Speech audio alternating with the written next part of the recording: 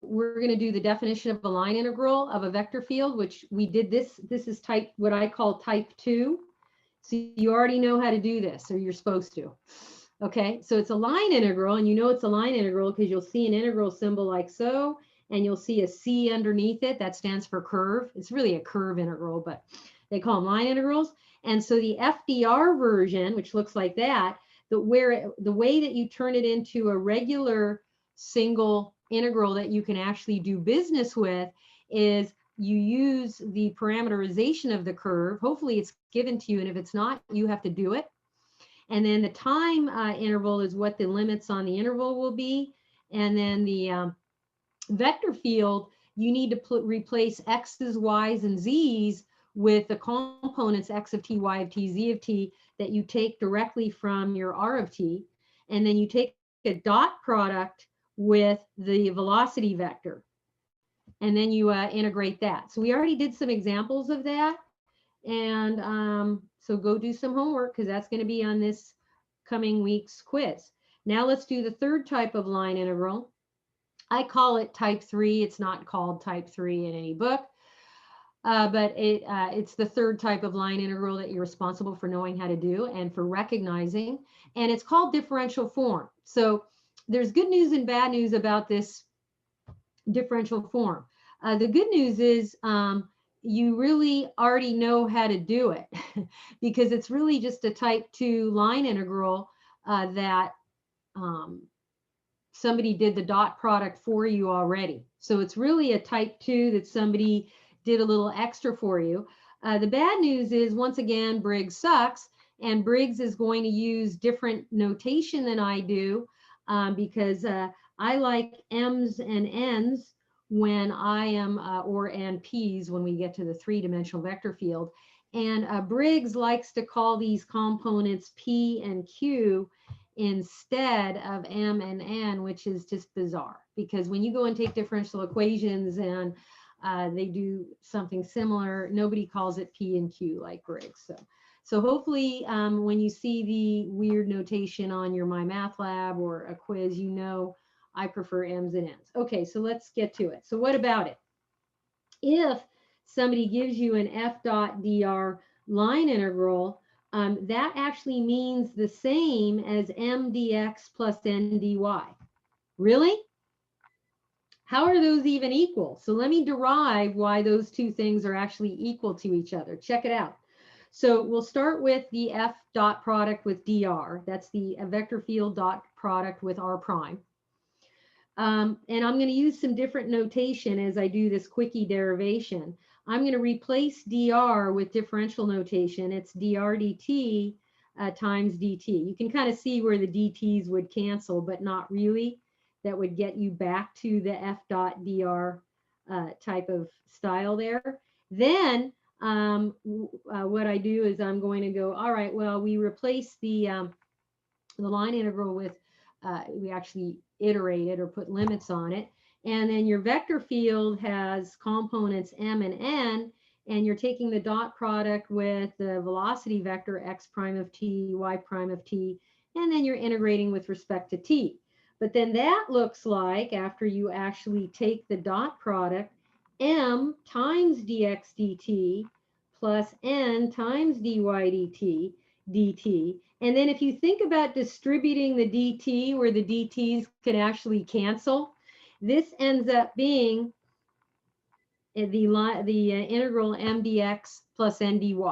So I hope I've convinced you that an f dot dr line integral is really the same as m dx plus n dy, where somebody did the dot product for you. And this is known, this right here is known as differential form. And the more bad news is that Briggs doesn't talk much about differential form in the textbook like other normal textbooks do. So I've had to add extra homeworks for you stolen from other calculus textbooks because of the lack of treating this topic in section 17.2. It's unfortunate that Briggs is very scarce when it comes to this. And here's my meme. Put a line integral on a quiz, nobody bats an eye. Make the line integral equal to 0 and everyone loses their mind. Sometimes a line integral can equal 0. That's definitely a possibility. Does it always? No. So let's do a differential form line integral. Actually, I have several examples of the differential form line integral. Okay. Please take really good notes because I stuck these in your homeworks. But for those of you that actually read the textbook, it's not really found in your textbook too much. It's unfortunate. Okay, here is a differential form line integral. How do I know it's differential form? Because it's got that flavor, something times a dx plus something else times a dy. So it's understood that the xy is the m component of your vector field, and it's understood that the stuff that's multiplying with your dy is the n. So you can actually cherry pick from differential form what your vector field is, because it still involves a vector field. It's another one of those vector field line integrals, just like type 2 is. So here's the hard part about this problem. So this is going to be a hard problem. Put a star by it. They're not giving you the vector valued function. They're telling you about it, and you're going to have to parameterize. They're telling you it's the part of the parabola y equals x squared. Okay, let's draw a picture. Starting at the point 0, 0 and ending at the point 2, 4. So it's the portion of the parabola y equals x squared, and they give you the starting and ending points, and that's it. So what do you know? Well, you have to go parameterize. What does this mean? That means you have to come up with the vector valued function r of t. That's your job. So you're going to have to come up with some components for it. And you're going to have to come up with what interval time is doing so that the vector valued function matches this graph perfectly. It goes along a parabola. If you parameterize wrong, like you go, well, I'll just pretend it's a straight line between 0, 0 and 2, 4. I know how to parameterize straight lines. No, I can't give you any credit. It has to go along the parabola. Now, I've taught you how to parameterize way back when we did vector valued functions back in like chapter, I forget which chapter it was, and I think it was 13 or 14. I know you forgot, but let's review. If you're given a function of x, which y equals x squared is indeed a function of x, it's super easy to parameterize. You just let x be t, and then since y is equal to x squared, y is equal to t squared. Boom, I'm done. Now I just have to figure out the starting and stopping points for time in order for this vector valued function to start at 0, 0, but finish at the point 2, 4. So what time constraint should I put in there to have the curve match what I need it to match? Anybody have any guesses? Should be pretty obvious. 0 and 2. Yeah, 0 to 2. Boom. So I give you partial credit for this. If you at least parameterize your curve and get nothing else right on the whole rest of the problem, you know, I'll give you a point or two because I'm just so happy you can parameterize. That's good news.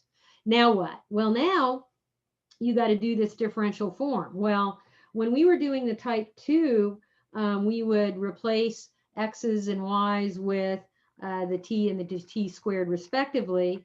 And then the dr part is the velocity vector. So how does this work now? So we're still going to replace any instance of x in this differential form with the x component from our vector valued function, which in this case is t. And any instance of y will get replaced with the y component, which for us is t squared. Fine. But what about the dx and the dy? See, this is the weird part. You still have to go get the velocity vector. Okay? Because you're going to substitute a 1 in the place of the dx, and you're going to substitute a 2t in the place of dy. So you're still going to really be getting the velocity vector involved because this is really important. Okay? So this line integral is going to become a regular single line integral from 0 to 2 is the limits. Then you're going to have x times y times dx. So your dx is really 1 dt, not 1 dx, plus x squared, so for us that's t squared, times dy, and that's 2t dt. And then integrate this with respect to time t. Now what I do is I like to pull my, or factor out my dt, and then I look here, I've got a t cubed dt plus a 2t cubed dt. Those are like terms. T cubed plus 2t cubed is 3t cubed. That's pretty easy to integrate. And I go ahead and get 3/4 t to the fourth, and I evaluate between 0 and 2, and my final answer is 12. And I'm done with the line integral. So this is a differential form. You need to know how to do it. So Briggs waits to kind of get more into the differential form later on in the chapter and doesn't cover it now, which is a big gap, I think, for line integrals. Okay, I'm going to do another one. You know what? Tell you what, I'm going to have you guys do this one. So you and a buddy are going to try doing this. I'm going to give you a hint that you're going to do everything that I just did, but it's actually going to be easier for you because somebody already parameterized the curve for you. Nice. So at least that part you're saved from. You don't have to do that portion of it, okay? So I will put you in some breakout rooms, and then I will, let's see here, have you do that, create the rooms, and we'll see you back here in a few minutes. Good luck. Recording. So hopefully you got 52/3. This was a really easy problem. You're probably not going to get something this easy on a quiz, okay? This is just to boost your self-esteem. But if you got your R prime, and this was an easy R prime because you just got 2 and 10, then when you actually turn this line integral into a line integral you can evaluate, your limits are 0 to 1 because they told you what the time interval was. And then the y minus 3x. So your y is going to be the y component of the vector valued function itself, and then 3 times x will be 3 2t, and then 2 times dt is the dx portion right here. That's what you replace the dx with. Plus, then you're going to go x squared times dy, but x was 2t, and then your dy is going to be 10 dt. And then you clean this up, and you may have to do some distributing, like this 2 definitely will have to get distributed. I personally like to factor out the dt all the way to the right so that I kind of get it out of the way. And then hopefully when you did all this, you got cleaning it up and combining like terms. I got basically 8t plus 40t squared after combining like terms. So it's pretty easy to integrate. What do we have here? 8 times t squared over 2 plus 40 t cubed, and evaluate that between 0 and 1, and you should get 52/3. Okay, any questions on this that came up for you while you were working on it, whether or not you got it wrong or right, but just concerns or issues? I'll check the chat. Okay, so it's pretty easy line integrals as long as you have it parameterized already. Sometimes that gets tricky. So let's do curves. I'm going to give you an alternative way to do a differential form line integral, but this only works in 2D. So don't try this in 3D. And Briggs, I think, lets you do this a lot more than I do. I get a little unhappy if you always do it this way. I'm just saying. But I do want to show you all the approaches so that if you ever end up tutoring this class, you're the smart rat who knows everything, okay? So it turns out if you have a two-dimensional curve given to you as a function, in this case, a function of x, and they tell you x is going between a and b, then you can actually skip, well, you could parameterize. If you did parameterize, you do it like I told you, let x be equal to t, and then y would just be f of t, whatever it is. But if you don't want to parameterize because you hate parameterizing, you can actually opt out for this. You're like, screw it, I'm not going to parameterize. Ha, ha, ha. Well, then how do you skip parameterizing? This is the nice part. If somebody gives you a line integral, let's just do an example. where they're giving you the function of x. So this is your y equals f of x. Everywhere you see an x, let it stay x. You don't have to replace it with anything. But everywhere you see the letter y, and there's a y right there, you will replace it with the function. And then dx, well, dx, the derivative of x with respect to x is just itself. But then dy, you're going to have to replace dy with f prime of x dx. So for us, getting the derivative of 4x minus x squared, well, that's easy. That's a calculus 1 problem. It'll just be 4 minus 2x dx. So this integral becomes the integral. We first also have to get what the time is going. You just do what x is doing. So you'll notice that x starts at 4 and finishes at 1. Because we're going to do this integral not in terms of time t, but we'll let it be all in terms of x's.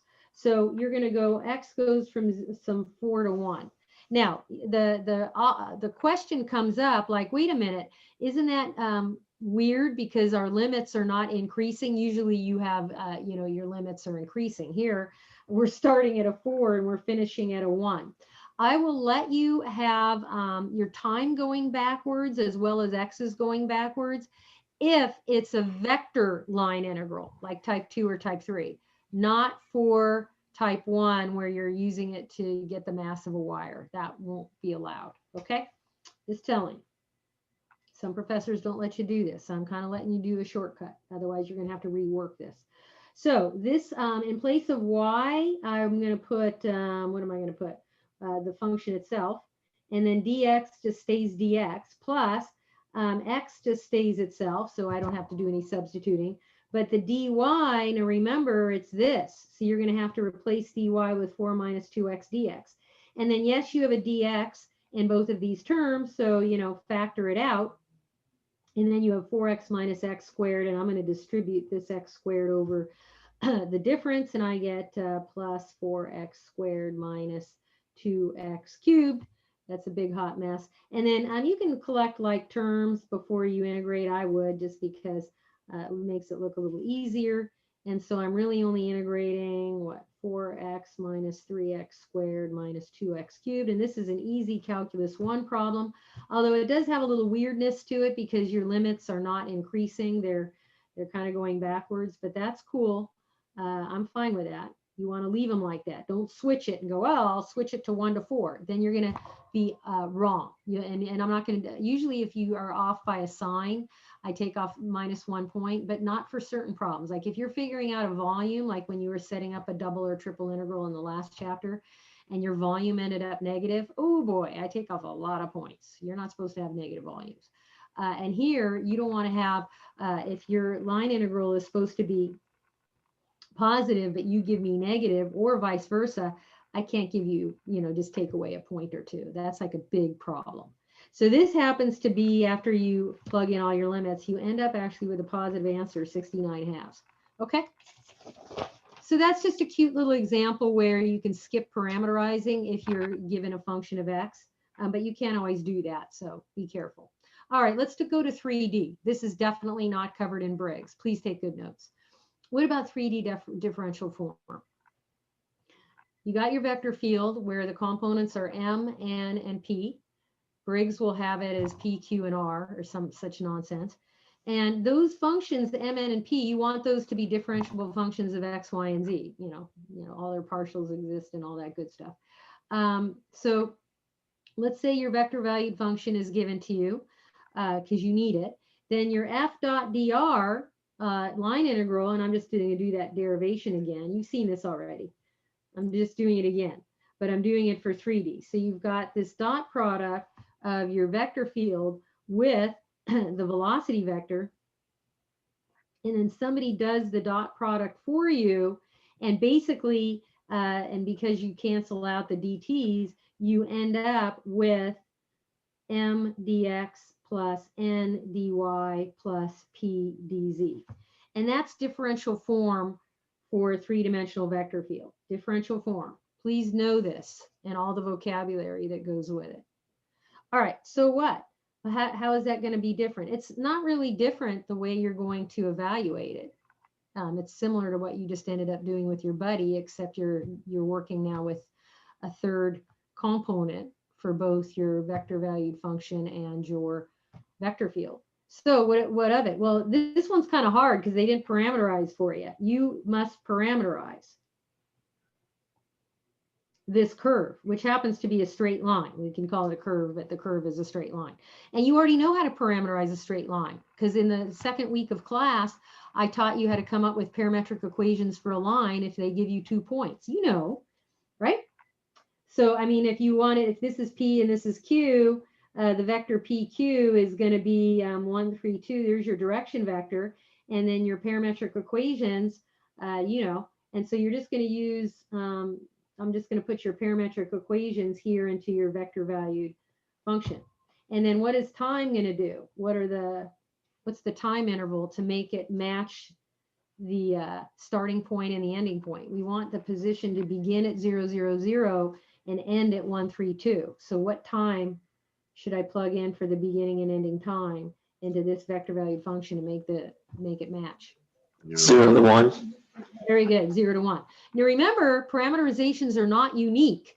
So you might come up with an alternate parameterization of this straight line, which is still legit, and your time constraints may be different. And I claim it would still work. You and I would evaluate our line integrals while we're in the middle. It would look different, but our final answers will be equivalent. Don't worry. So parameterization won't affect. Okay, so for this, you still have to go get R prime. And this is easy because it's a constant vector. And then this line integral here is going to become the regular integral, limits 0 to 1. So the first term, 2xyz dx, you're going to replace x's with the x component of your vector valued function. The y is 3t and the z is 2t, and your dx is 1 dt. Plus, the second component is x squared z dy. That's going to have some substitutions. T squared, that's your x squared. Your z is 2t. And then your dy is 3 dt. And then plus the last term, x squared times y dz, will be t squared 3t, and then dz is 2 dt. And I like to factor out my dt, and then when you multiply all this junk out, you're going to end up with 12t cubed plus 6t cubed plus another 6t cubed. But, you know, those are like terms. So how about we just combine them, make it easy on ourselves. And then this is a super easy integral, I think 6t to the 4th. And you'll get a final answer of 6. Okay. And that's a pretty easy 3-dimensional differential form. And we're officially done with 17.2. So this is the cutoff for what you're supposed to study for your quiz this Sunday. Okay. Questions? I just wanted you to remind me real quick. For example, the one where we skipped the parameterizing, I think, for C. Yeah. Why was it that we did that again? You're allowed to do that, Lizette, only if you're working in 2D and the curve is like y equals f of x. Okay, thank you. But if like you're in 3D, don't be doing that. So it's a very restricted time. Personally, Lizette, I would prefer that you never do it. What do you mean? I'd rather you get on board with knowing how to parameterize your curves, because you're gonna do it a lot basically for the rest of the semester. So you might as well, this little cheapskate shortcut I showed you, you know, I want you to be exposed to it, but you may never end up using it. And I'm actually okay with that. Truthfully, I'm not testing you on this example ever. However, if you use it on, say, a 2D problem I may happen to give, I'll let you have the full credit. But I'd rather you focus less on those cute party tricks like that one and on the real deal. Okay? Professor, thank you. Yeah. Professor, wait, really quickly. At the very top of the page, what are the symbols Um, sorry. Just to be sure, the dr over dt, is that a lowercase t at the denominator? What page are we looking at? The display right now. Okay, I'm So looking here. This is x prime of t, y prime of t, z prime of t. sorry. Is that what we're Left, looking at? left right before the Yeah, that's the dr equal over sign. dt. Is it a capital? Okay, there we go. No, it's Okay. not a capital. It's a lowercase. It's just the velocity vector, David. Right, I'm just making sure. And the very last symbol for the line integral formula, that is p d what? dz. Okay, thanks. So mdx plus ndy plus pdz is differential form for a three-dimensional vector field.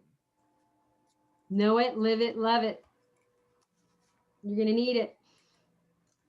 Okay, so I'm going to save this and get out, and then I got to pull up the next section. So we're now starting 17.3, the independence of path. This is a very juicy, chock full section. Well, aren't they all? But now 17.2 is really important. Like, study it in massive detail. Do all your homework. Please do all your homework. Like, I'm begging you. Yeah, I know you've got other classes and it's pedal to the metal, but you should make this class your favorite class. I don't see why you don't. This stuff is really fun. If I were you, I would just be loving it. I mean, certainly this is better than sequences and series. Wouldn't you agree?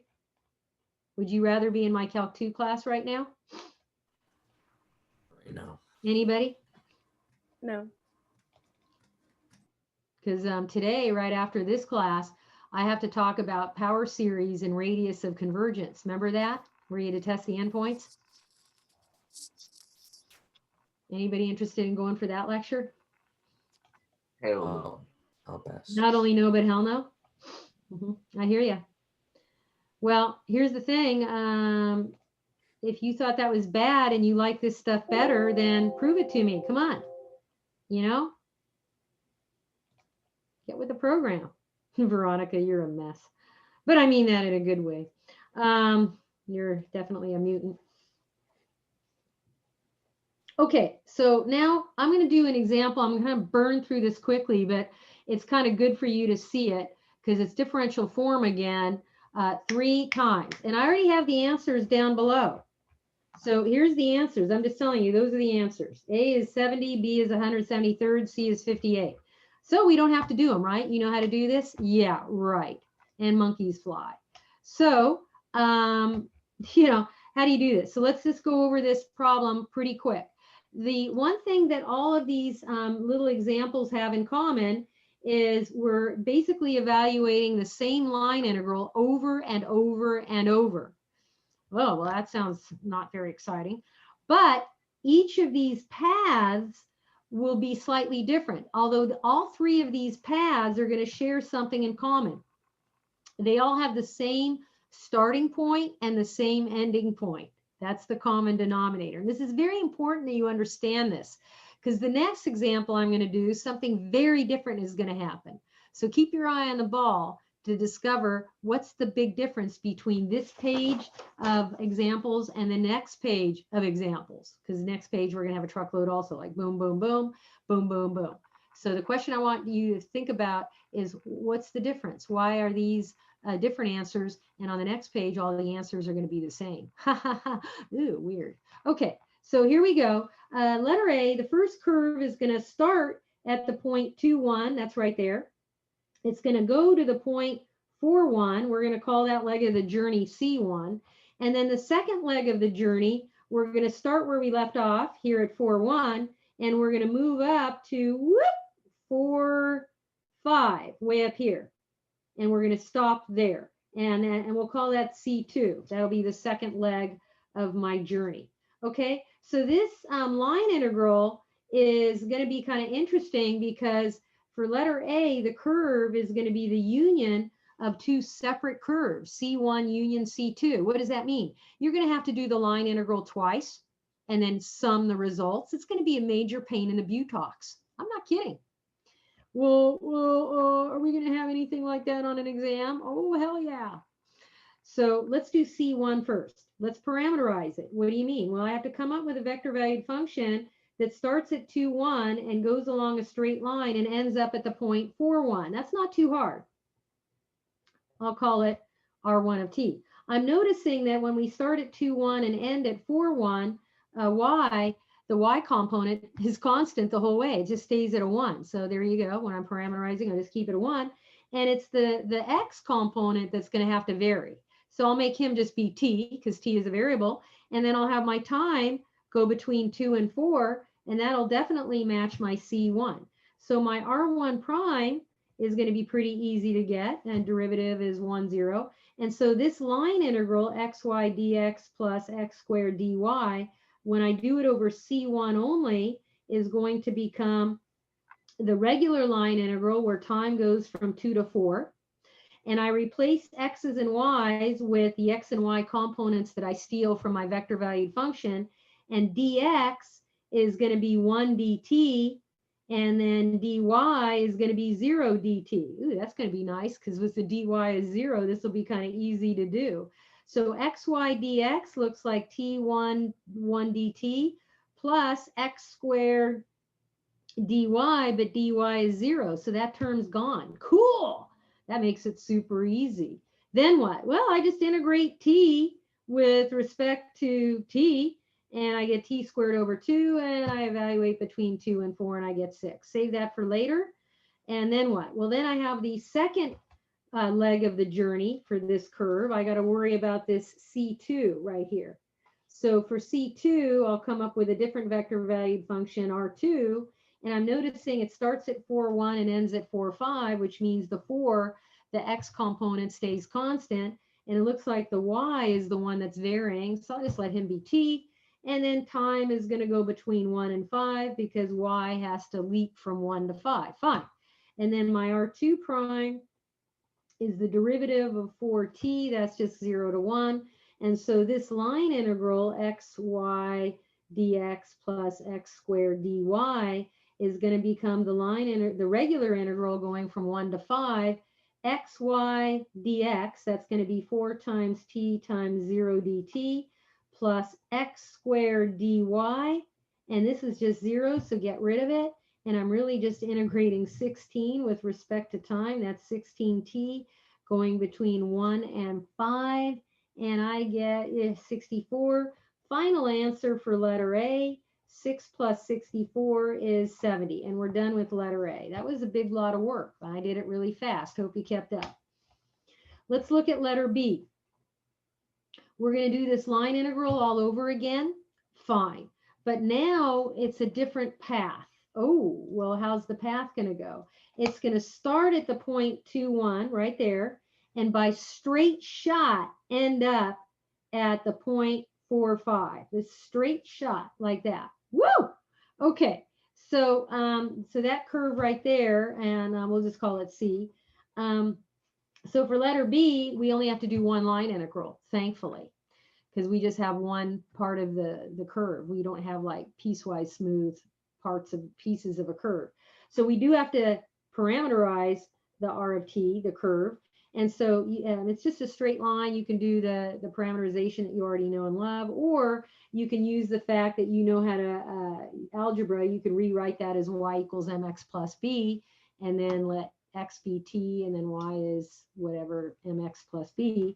That's fine also. So I'm just going to use the fact that the slope, I'll do that. The slope is the difference of the x, the y coordinates rather, divided by the difference of the x coordinates. Okay, 5 minus 1 over 4 minus 2. So I get 4 over 2. So the slope is 2.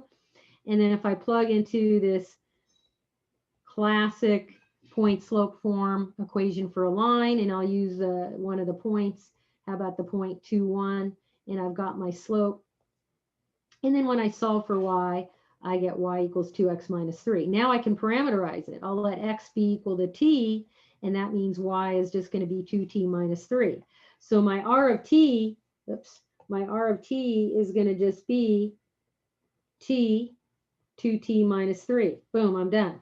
Then what? What is time doing on that interval? Well, you want t, the the x coordinate to start at 2 and end at 4, so you might as well go from 2 to 4. So that's one easy way to do it, and then go get the velocity vector, which happens to be a constant. And so your line integral xy dx plus x squared dy becomes a regular integral going from 2 to 4, okay? And xy is going to be what? Oh boy, you're going to go t times 2t minus 3 times 1 dt, because the r prime was 1, plus, oops, I'm going to run down here out of room.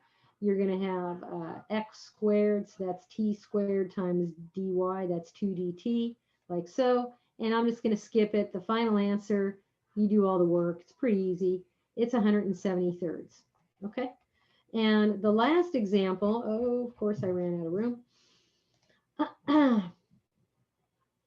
They're giving you the parameterization, which is awfully nice of them. And it turns out if you use your calculator in parametric mode and graph this parametric equations where you have your t minimum and your t maximum set to 1 and 5/3 respectively, you'll actually get the same starting and stopping points that we have for the previous examples, except you're going along a parabola curve. Okay.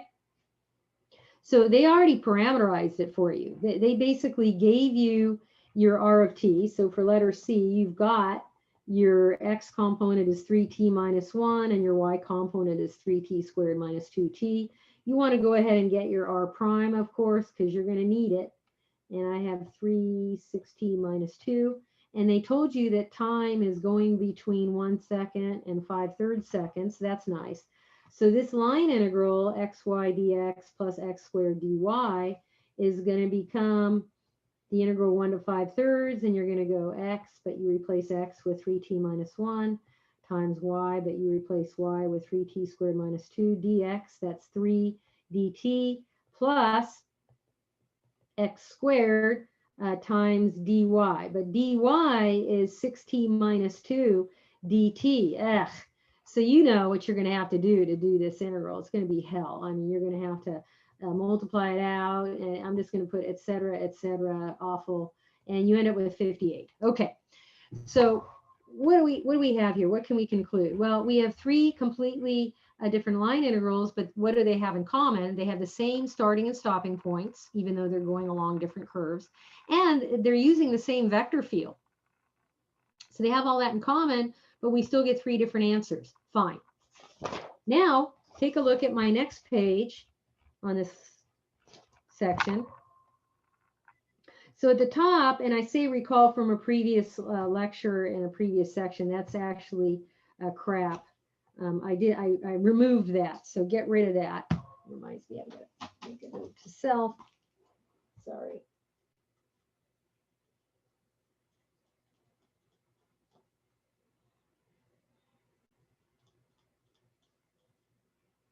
So we didn't do this in a previous lecture, but if you've taken a physics class, they go over this in physics. So in physics, one of the things you learn, and this is one of the applications of what we're doing right now, in case you're like, what does this have to do with the real life? It has a lot to do with real life, what we're doing right now. Especially you engineers, you should listen up. In a gravity vector field, because gravity is a vector field, if you're calculating the work done on an object moving between 2 points, the work done is independent of the path. So like if I walk from my office here in my house, and I tootle around and, do some chores up here, on my second floor, and then I finally walk down to the kitchen, that would give the same amount of work if I just went straight from here, this chair, straight down to my kitchen. Well, it seems like you did more work when you were messing around doing chores up at the, no, that has nothing to do. It's not calories burned by me. It's we're computing the work done by gravity on me. That's what the kind of work we're talking about. So it's independent of the path. And that's the key phrase right there. So what's that got to do with the price of tea? So, well, it's going to help us in a moment. So let's just do another sort of big old truckload of examples where we're going to find work done on a force field, by a force field, which is that right there, on a particle as it moves from the point 0, 0 to the point 1, 1 on 3 different paths. Okay, and by the way, when you're doing work done, you're going to do a line integral. So don't, anytime you get like, find the work done, don't go, I don't know how to do this. Yeah, you do. You're going to do a line integral. A type 2 or type 3 line integral is work done. So, so then what? So, well, hang on, because you're going to have to parameterize. So C1 is going to take you from 0, 0 to the point 1, 1 along the curve y equals x. So that's just a straight shot. So what we're going to do is, that's super easy to parameterize. Let x be t, and then since y is equal to x, y will be equal to t also. So your vector valued function is just t. Time goes from 0 to 1 second. R prime is just a constant vector. And so the work done, you're going to want to take a dot product of the velocity vector with your vector field. You have to be careful. You have to convert your vector field to only have the parameter t in it. So 1/2 xy for us will be 1/2 tt, since we're stealing the components of your vector valued function, and 1/4 x squared will get replaced with 1/4 t squared. And then you take the dot product, and you guys all know how to take dot products, I hope. So this will be 1/2 t squared plus 1/4 t squared dt. But I'm going to collect like terms, and I'll get 3/4 t squared dt. And that's pretty easy. That just has what, 1/4 t cubed going from 0 to 1. Final answer 1/4. Okay, so that's the work done on an object as it moves along this straight line path while it's in this specific given vector field. Okay, we're done with letter A. Letter B. Same vector field, different curve. So this is the portion of a horizontal parabola that starts at 0, 0 and ends at 1, 1. So there's x equals y squared. Now x equals y squared is a function of y, not a function of x. So that means when you parameterize it, you have to think differently. Instead of letting x be t, you let y equal t. So then, since x is equal to y squared, x will be equal to t squared. So your vector valued function looks like t squared t, and you'll still have time going from 0 to 1 if you want it to start and stop at 0, 0, and 1, 1 respectively. Your r prime is going to be 2t and then 1, okay? And then your work done, which is this FDR line integral, for us is going to be the regular integral 0 to 1. You're going to take a dot product of the velocity vector with your vector valued function, so you have to be careful. So 1/2 xy for us becomes 1/2, and you're going to take the x component from your vector valued function and then your y component. And then the other component of your vector field is 1/4 x squared. So we're going to have 1/4 t squared squared. Got to be careful here. T squared squared. Yeah. And then when you do the dot product, okay, this is what, 1/2 t cubed multiplied with 2t. Oh boy. So 1/2 t cubed multiplied with 2t plus 1/4 t to the 4th multiplied by 1. What the heck is all this? And then dt. What am I actually getting here for letter B? I think those are like terms because everything is a t to the 4th term. So I think I only have to integrate 5/4 t to the 4th. That's not too bad. So that antiderivative is 1/4 t to the 5th. And once you know it, I get the same answer as letter A. And then finally, let me append a page. If I do letter C, same vector field, but slightly different curve. The curve that we're going to start at 0, 0 and end at 1, 1. Oops, I went too far.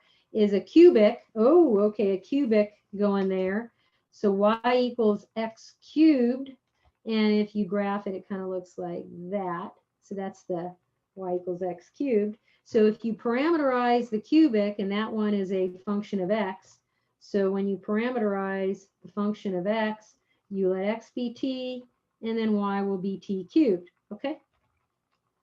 So your r of t has those components, and then you go get your velocity vector, and then you rewrite here's your work, it's f dot dr, and time is going from 0 to 1 still. Going to take a dot product of your velocity vector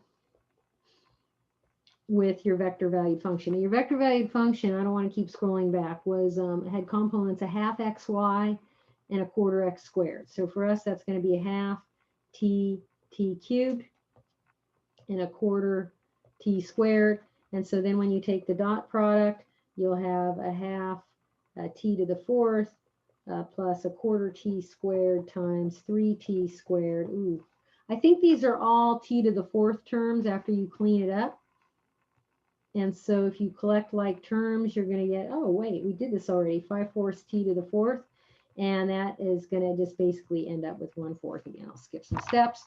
So what do we notice about all three of these problems? We're dealing with the same starting and stopping points. That's what the curves have in common. And they all have in common the vector field as the previous page. But this time, all the answers are exactly the same. So how is that different? Or is it just luck of the draw? So the answer to this first question is the answers are all the same. And then here's another question that'll make you really think, is this vector field conservative or not? So if the first component is m and the second component is n, what you're asking here is dm dy equal to dn dx? True or false? True. It actually is true because both of these partials end up being a half x. So the answer is yes. So you guys know that when you have a conservative vector field, you can find its potential function, or a potential function exists. I just want to go back to the previous page really quick. On that previous page, was that vector field conservative? I didn't ask, but what if I did? Well, they didn't give you the vector field. Yeah, they did, but it's disguised. So even though they didn't give it to you outright, I claim that you can cherry pick it, his components right off of the differential form. So anybody want to take a gander? What is the first component for this hidden disguised vector field for example 1? It's y. We're not determining if it's conservative yet. I just want you to tell me what the components are first. xy. 2. xy is the m, that's the m for Mary, and then the n for Nancy is X squared. Now the question is this guy conservative, a conservative vector field or not? So what is dm dy for this vector field? It's x, right? What is dn dx for this vector field? 2x. 2x. Are these equal to each other? No, they are not. Well, they're kind of, no. One's x, the other's 2x. That's different. This is not a conservative vector field. And I want that to sink in a bit, because that's basically why we ended up with 3 different answers on page 1, because non-conservative vector fields, when you're calculating work done, it is path dependent. The answers will be different depending on the path taken by the object. Whereas if you have a conservative vector field, as long as the starting and stopping points match, the path don't matter. You'll still get the same answer. The work done will be the same. So I hope that you remember how I taught you how to find potential function, which is different from the way my math lab view an example is. I gave this to you as a gift, and some of you went, oh, well, I don't like the gift, and whatever. You'll thank me. So you get m dx and you get n dy, and then you basically add the results, but you have to be careful because you don't add the duplicates together. That's forbidden if you're going to use my cute little trick, okay? So m dx, so when you're doing this partial integration, for us, you're taking a half xy dx. So what is the integral of 1/2 xy with respect to x?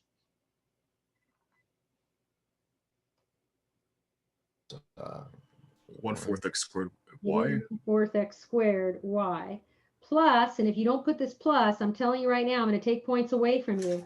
You don't put plus c, you have to acknowledge that we didn't integrate with respect to y.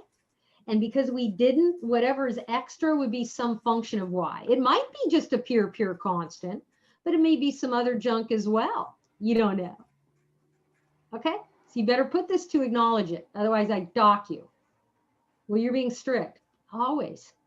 Okay, what about n dy? So you're going to go, what's 1/4 x squared, the integral of that, but with respect to y? Well, that's going to be 1/4 x squared y plus some function of x, since we didn't integrate with respect to x. Now, do you guys notice those are duplicates? Please don't add those together.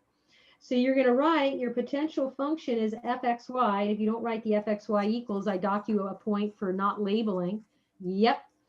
And you don't add those duplicates together. And now you put the plus c. That's your potential function. So how is that going to help us? Well, let's just save this for later, because I'm going to come back to it. I'm going to slam you right now with the fundamental theorem of line integrals. Okay? What's the fundamental theorem of line integrals? I don't even know if I should even teach you guys the fundamental theorem of line integrals. Do you deserve it? Huh? Well, do you? No, you probably don't have to teach us. Yeah, all right. I'll just give it to you on the final anyways, though, right? Never Is mind. it extra credit though?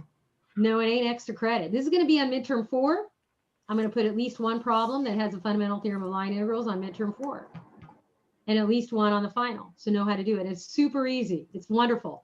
But Probably. here's the thing.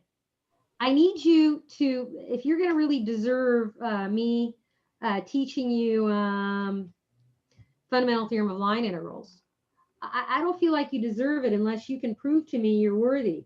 Well, how to do that? Tell me what the fundamental theorem of calculus is first, because actually the fundamental theorem of line integrals relies on the fundamental theorem of calculus in the proof. And so if you don't even know the fundamental theorem of calculus, what's the point? And I claim everybody in this room knows the fundamental theorem of calculus, even though you may not realize it, because you use it all the time in this class and Calc 2, and you learned it in Calc 1. Believe it or not, you learned this in Calc 1. So does anybody want to tell me what the fundamental theorem of calculus is? I'm willing to listen. Which is it? I'll start you off. The integral going from a to b of some funky function f of x dx is equal to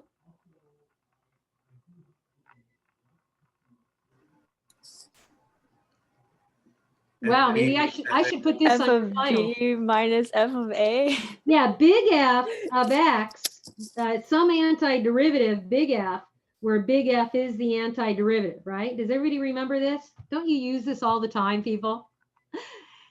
But that's the fundamental theorem of Definitely is. calculus. You should know this. Come on, people.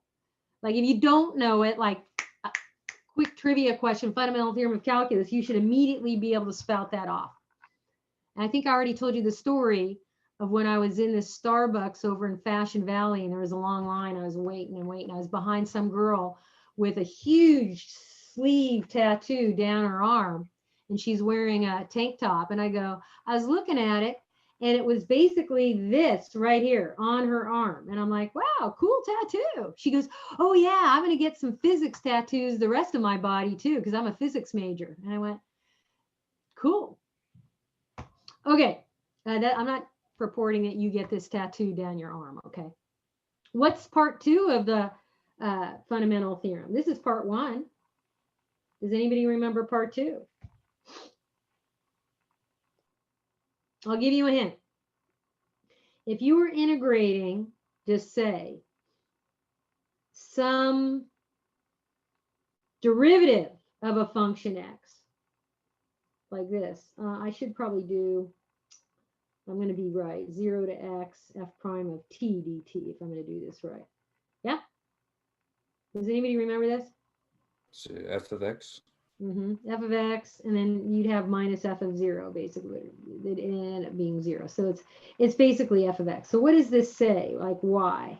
Do you guys remember that when you integrate a derivative, because they're inverse operations of each other, they kind of undo each other, right? Correct. Hello? So that's the part 2 that I need you to know. Okay, so what? Now you're ready for the fundamental theorem of line integrals. Super important, put stars by this. It's going to be on midterm 4. It's going to be on your final. One problem, not more than one. If you start using the fundamental theorem more than once on your midterm 4 or your final, you're screwing up because you can't use it whenever the hell you want. it basically says if you've got a piecewise smooth curve, you've got a vector valued function that represents that curve, and time goes from a seconds to b seconds, and then you have some vector field and it's conservative where the components are continuous in the region, then if somebody asks you to do a line integral, you could still do it. But here's the cool part. They're basically saying that you basically have a potential function that this vector field is their gradient. Remember? That's what's so cool about conservative vector fields, is there's somebody, a scalar function f's gradient.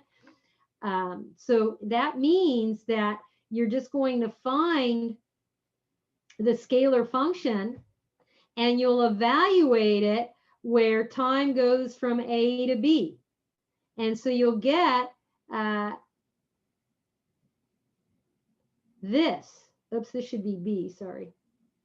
Gotta do the upper limit first, my bad. Oops, let me do this.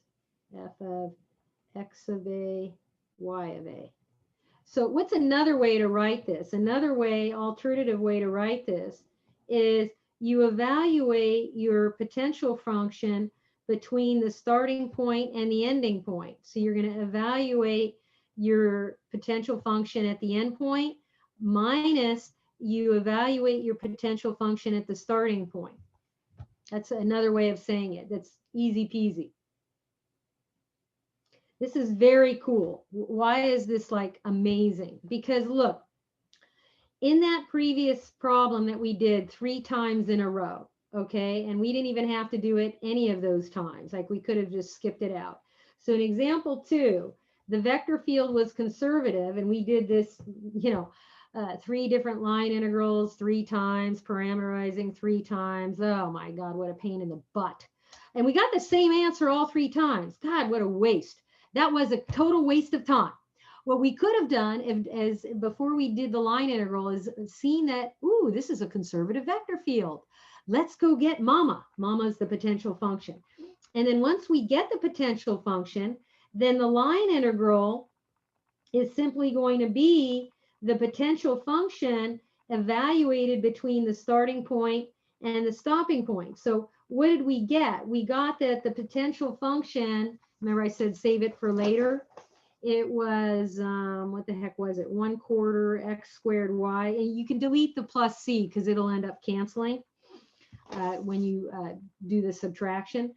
And then the starting point, I believe, was 0, 0 for all 3 of those curves. That's one thing they had as a common denominator. And the ending point was 1, 1. And so now it's just substitution.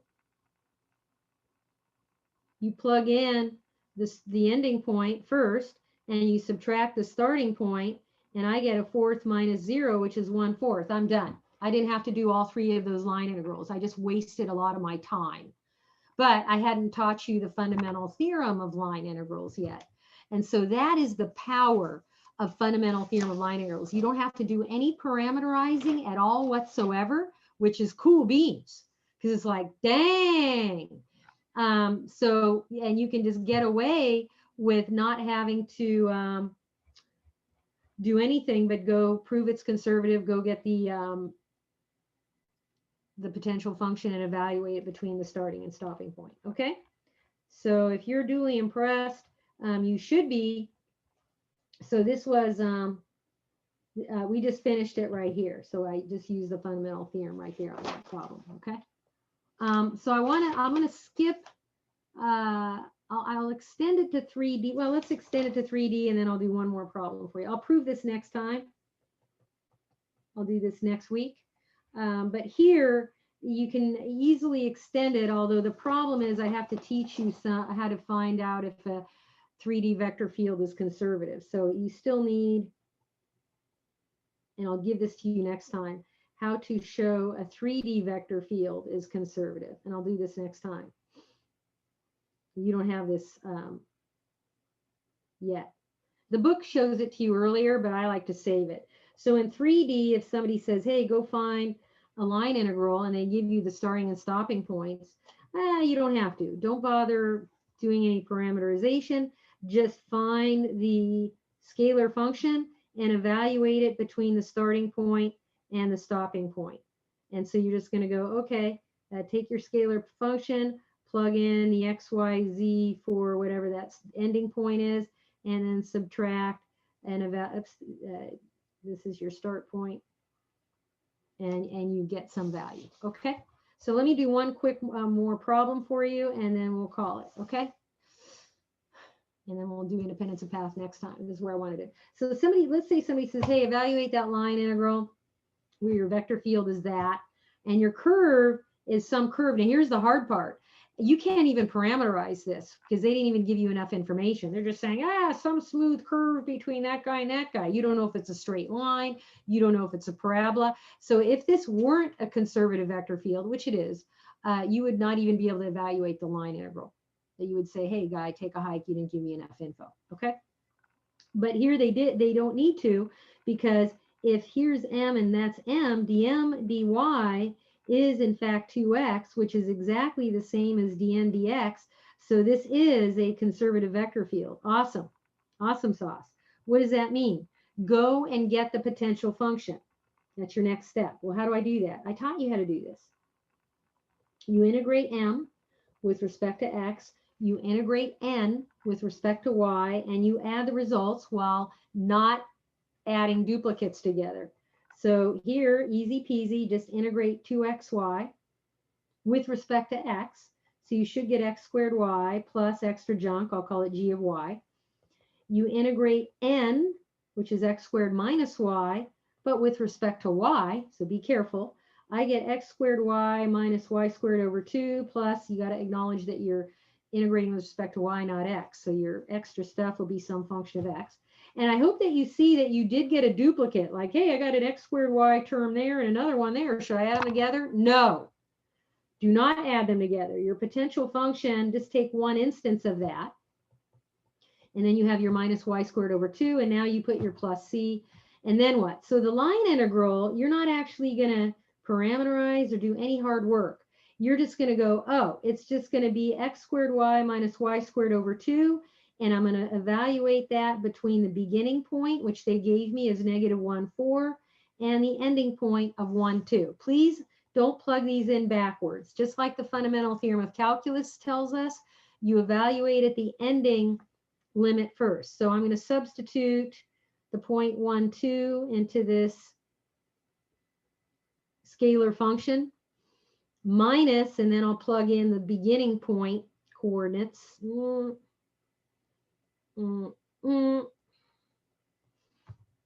Okay.